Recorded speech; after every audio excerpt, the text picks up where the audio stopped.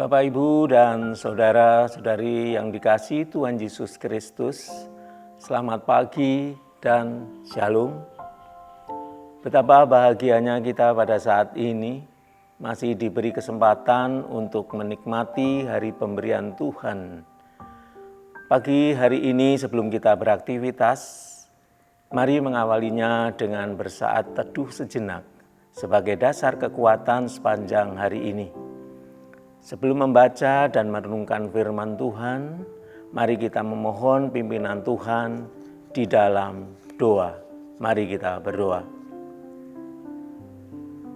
Ya Tuhan Allah Bapa Surgawi, puji dan syukur kami persembahkan kepadamu ya Tuhan, atas penyertaan-Mu senantiasa. Terima kasih atas hari baru yang Kau beri. Pagi ini ya Tuhan, Tuhan telah bangunan kami dan kami dapat menghirup udara segar kembali. Dalam kesempatan ini kami akan belajar membaca, merenungkan, memahami dan berjuang melakukan firman-Mu. Biarlah firman-Mu ini akan menjadi suluh hidup kami. Dalam nama Tuhan Yesus Kristus kami berdoa. Amin. Adapun pada pagi hari ini, bacaan firman Tuhan terambil dari Roma 12 ayat 1 sampai ke 8. Demikian firman Tuhan. Karena itu saudara-saudara, demi kemurahan Allah, aku menasihatkan kamu supaya kamu mempersembahkan tubuhmu sebagai persembahan yang hidup, yang kudus, dan yang berkenan kepada Allah. Itu adalah ibadahmu yang sejati. Janganlah kamu menjadi serupa dengan dunia ini, tetapi berubahlah oleh pembaharuan budimu, sehingga kamu dapat membedakan manakah kehendak Allah, apa yang baik, yang berkenan kepada Allah, dan yang sempurna. Berdasarkan kasih karunia yang dianugerahkan kepadaku, aku berkata kepada setiap orang di antara kamu, janganlah kamu memikirkan hal yang lebih tinggi daripada yang patut kamu pikirkan, tetapi hendaklah kamu berpikir begitu rupa, sehingga kamu menguasai diri menurut ukuran iman yang dikaruniakan Allah kepada kamu masing-masing. Sebab sama seperti pada satu tubuh kita mempunyai banyak anggota, tetapi tidak semua anggota itu mempunyai tugas yang sama. Demikian juga kita, walaupun banyak, adalah satu tubuh di dalam Kristus, tetapi kita masing-masing adalah anggota yang seorang terhadap yang lain. Demikianlah kita mempunyai karunia yang berlain-lainan menurut kasih karunia yang dianugerahkan kepada kita. Jika karunia itu adalah untuk bernubuat, baiklah kita melakukannya sesuai dengan iman kita. Jika karunia untuk melayani, baiklah kita melayani. Jika karunia untuk mengajar, baiklah kita mengajar. Jika karunia untuk menasihati, baiklah kita menasihati. Siapa yang membagi-bagikan sesuatu, hendaklah ia melakukannya dengan hati yang ikhlas. Siapa yang memberi pimpinan, hendaklah ia melakukannya dengan rajin. Siapa yang menunjukkan kemurahan, hendaklah ia melakukannya dengan sukacita. Demikian firman Tuhan. Bapak, Ibu, dan saudara sekalian, saya yakin dan percaya semuanya kita pasti sudah pernah membaca atau mendengarkan khotbah ayat firman ini tentang persembahan yang benar. Surat yang ditulis oleh Rasul Paulus bahwa keselamatan adalah anugerah Allah. Manusia diselamatkan karena iman dan bukan karena perbuatan-perbuatan baik. Tidak ada seorang pun yang akan selamat, sebab manusia hanya dapat selamat karena dibenarkan oleh Allah melalui penebusan di dalam Kristus Yesus. Rasul Paulus juga menyatakan bahwa orang-orang yang diselamatkan itu memiliki kehidupan yang benar-benar berbeda, yakni adanya penguasaan diri dengan tidak serupa dengan dunia ini, sebab harus mempersembahkan tubuh menjadi persembahan yang hidup, kudus, dan yang berkenan kepada Allah. Iman bukan hanya sekedar penerimaan anugerah Allah saja, namun iman itu akan membawa pembaharuan akal budi, yakni mempersembahkan hidup bagi Tuhan. Dengan mempersembahkan tubuh seluruh kehidupan kita kepada Allah, itulah ibadah yang sejati. yakni ibadah yang tidak terbatas gerak, ruang, dan waktu. Apapun yang kita perbuat dan lakukan dalam kehidupan kita adalah dalam rangka bekerja untuk Tuhan. Berbakti, beribadah dalam persekutuan itu sendiri akan meluas berdampak bagi kehidupan kita dengan memperlihatkan kehidupan yang bersekutu dengan Allah. Bapak, Ibu, dan Saudara yang terkasih dalam Tuhan Yesus Kristus, setiap kita memiliki karunia yang berbeda-beda, semuanya memiliki keunikan dan peran tersendiri, sehingga setiap anggota adalah sama di hadapan Tuhan. Maka tidak ada alasan untuk memegahkan diri ataupun menyombongkannya, menganggap diri lebih dari yang lain. Karunia itu adalah untuk dilakukan sesuai dengan iman.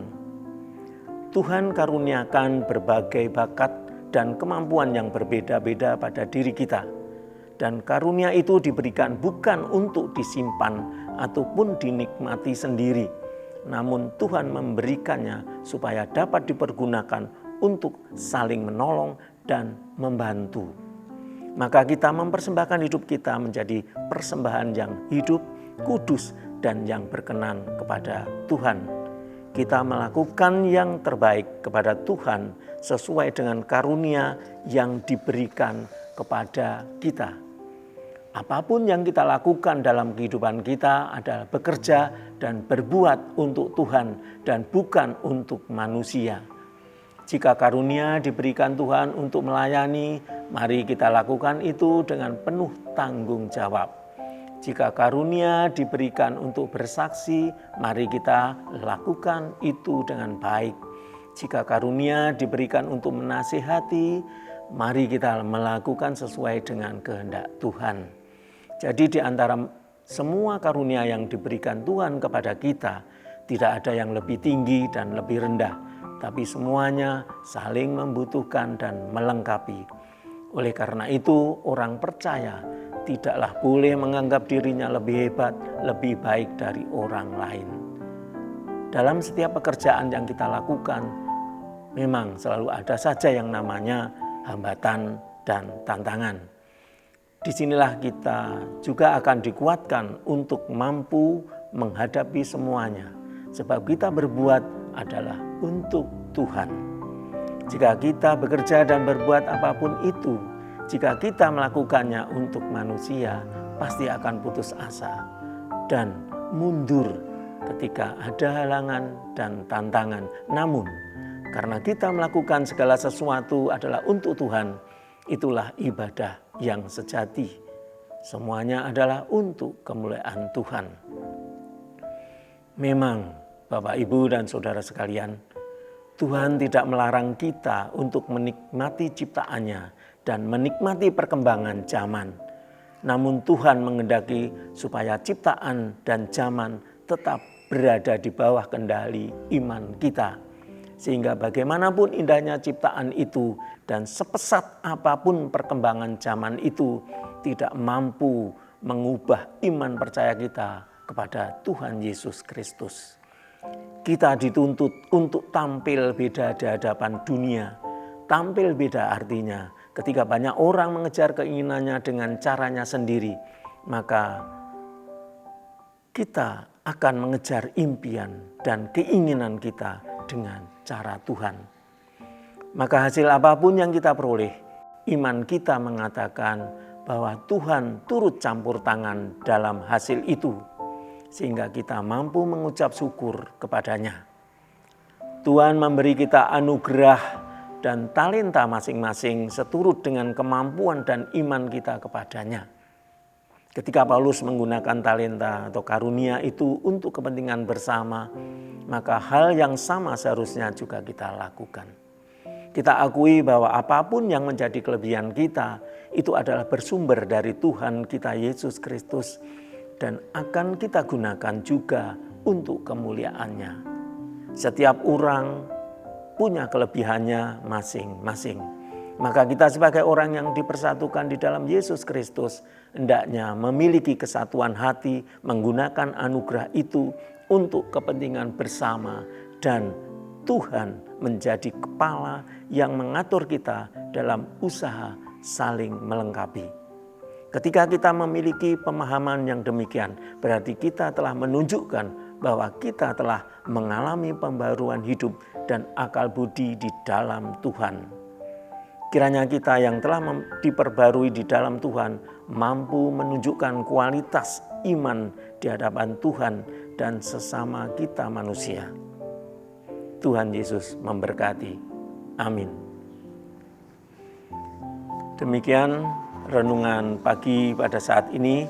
Sebelum kita mengakhirinya, marilah kita tutup dengan doa. Mari kita berdoa. Ya Tuhan Allah Bapa Surgawi, segala puji dan syukur kami persembahkan kepadamu ya Tuhan. Biarlah apa yang sudah kami baca, dengar dan mencoba memahami firman-Mu dapat menjadi suluh dalam laku hidup kami. Biarlah kebenaran firman-Mu di pagi hari ini menjadi kami semakin yakin dan percaya kepadamu. Kami berserah untuk kehidupan yang Tuhan berikan dalam persekutuan kami bersama sebagai milik Tuhan dimanapun kami ada dan Tuhan tempatkan. Dalam relasi yang kami bangun, dalam kehidupan di tengah keluarga, masyarakat dan dimanapun kami berada dalam keberagaman kenyataan. Kami akan terus belajar, berproses dan berjuang dalam kebenaran dan mewarta cinta kasih Tuhan. Kami dapat mempersembahkan hidup kami dengan benar. Kami berdoa untuk gereja Tuhan khususnya di KKJ Karangbendo ini. Berkati Bapak Pendeta Immanuel G. Waski beserta keluarganya. Dan berkati semua keluarga Allah yang ada di gereja kami. Agar kami saling menopang, memahami, merendahkan diri semuanya hanya untuk memuji dan memuliakan nama-Mu. Dan kami selalu mengedepankan kerukunan, bersatu hati menciptakan damai sejahtera. Bagi saudara-saudara kami yang sakit, Tuhan hadir menopang, menguatkan, menyembuhkan dan akhirnya saudara-saudara kami dapat merasakan kondisi sehat dan bisa beraktivitas kembali. Karena Engkaulah satu-satunya sumber pengharapan kami. Ampunkanlah ya Tuhan segala dosa dan salah kami. Hanya di dalam nama Tuhan Yesus Kristus, Juru Selamat kami yang sejati, kami berdoa. Amin. Demikian saat teduh. Terima kasih. Salam.